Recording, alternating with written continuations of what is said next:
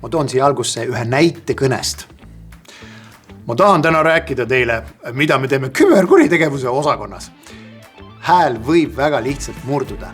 Kuigi öeldakse, et me ei pea professionaalset hääletreeningut läbima, siis väikesed soojendusharjutused aitaksid meie häälel paremini esinemise olukorraga hakkama saada. Mina olen Mihkel Kangur ja aitan sul valmistuda avalikuks esinemiseks. Kui esinejad vaatavad oma esinemist videos, siis nad on tavaliselt päris hämmingus pärast. Nad on monotoonsed, diktsioon on paigast ära ja nii edasi. Ja tavaliselt me ei anna endale aru, et kui me spordime, me teeme sooja. Enne jalgpalli me liigutame ennast, teeme paar staadioni ringi. Enne ujumist me teeme käteringe. Aga enne avalikku esinemist me ei anna oma häälele mingit võimalust selle raske olukorraga hakkama saada. Esinemise puhul vajab hääl ka natukene sellist eelsoojendust. Õige pisut. Sest see stress surub just seda ringkere, sealt kus hääl tuleb. Ja ta muudab selle monotoonseks, mõnedel kiledaks või murduvaks.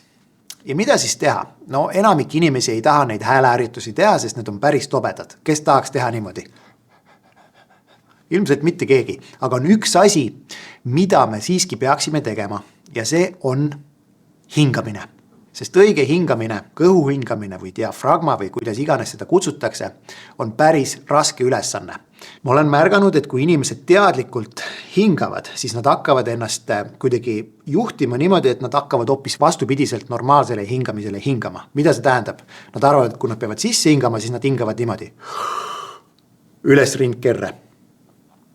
Ja siis see ringkere läheb suuremaks ja siit läheb kõik niimoodi natukene krampi, õlad tõusevad. Tegelikult sa peaksid vastupidi hingama. Ehk kui sa sisse hingad, siis su kõht tuleb välja. Nägite, kuidas kõht tuleb välja? Väga hea. Siis see töötas. Ehk siis sisse hingamisel kõht suureneb. Ja õlad on paigal. Kui sa oled samasugune, et sul on natukene raske seda kõhtu välja saada, siis ma näitan sulle ühe harjutuse, kus sa ise tajud, et tegelikult normaalselt sa hingad hoopis teistmoodi kui... Ja see harjutus on järgmine. Lähed tooli juurde, viiskad ennast selili, paned jalad ilusti tooli peale, nad on nagu 90 kraadise nurga all enam-vähem. Ja kuidas ma tõestan sulle, et siis kõhu hingamine on sulle normaalne, võta raamat, pane kõhu peale ja hinga sisse.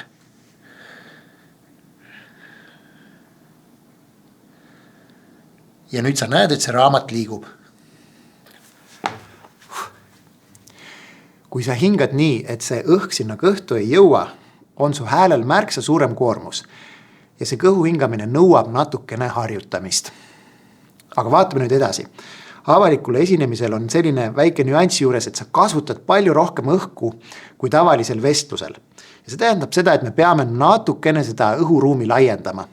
Et me harjutamegi nüüd selle harjutusega seda, et meil oleks natukene rohkem õhku, kui me alustame esinemist. Ja siin on selline harjutus nimega ruut. 4 sekundit hingad sisse. 4 sekundit hoiad.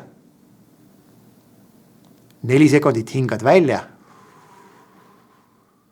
4 sekundit hoiad.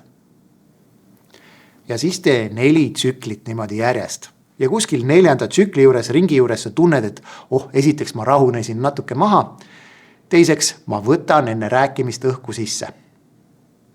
Aga soovitan seda harjutust mitte liiga jõuliselt teha. Sellepärast, et siis sa teed endale natukene haiget võib-olla. Vaatame edasi veel üks väike harjutus, et laiendada oma õhuruumi. Et meil oleks õhku enne, kui me rääkima hakkame. Ja siin me teeme sellise triki, et me võtame juurde oma käed.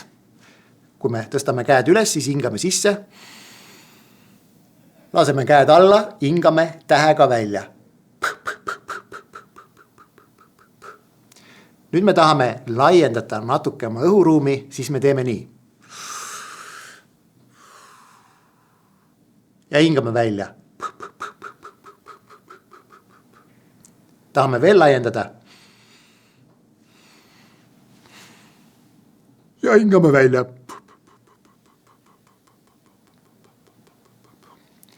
Ja sarnaselt nagu eelmine harjutus, ta natukene rahustab sind ja natukene annab sulle sellise automatiseerituse, et enne kui sa rääkima hakkad, võtad sa õhku sisse. Väga hea harjutus. seega sa said siit 3 harjutust, millega oma häält aidata. Esiteks, hingamine natuke rohkem kõhtu. Teiseks, laienda oma õhuruumi harjutusega ruut. Ja kolmandaks, laienda oma õhuruumi harjutusega, millel ei olnudki nime, aga mis kõige tähtsam, nende harjutustega sa valmistad end ette, et enne rääkima hakkamist, enne avalikku esinemist, sa vajad natukene rohkem õhku kui enne tavalist vestlust. Okei, palju rohkem õhku vajad tegelikult. Vaata lisa mihkelkangur.com. Aitan sul valmistuda avalikuks esinemiseks. Tšau!